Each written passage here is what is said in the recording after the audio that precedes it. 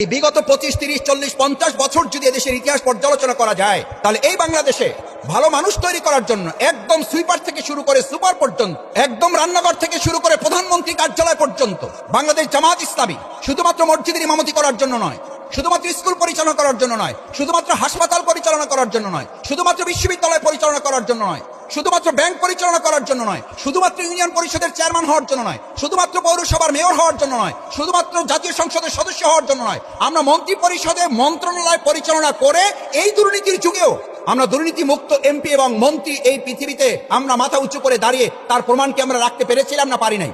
আর এই বাংলাদেশ, এই সুদীখুরের বাংলাদেশ, এই ঘুষ চোরাকারবারীদের বাংলাদেশ, এই ব্যাংক ডাকাতদের বাংলাদেশ, আমাদের সেই সকল সোনার মানুষগুলোকে তারা তাদের চরম প্রতিশোধ নেওয়ার জন্য এবং চরম প্রতিপক্ষ মনে করে তাদেরকে শুধুমাত্র বিচারিক হত্যাকাণ্ড করে শেষ করে নাই, বরং বাংলাদেশ জামাত ইসলামীকে তারা আমাদের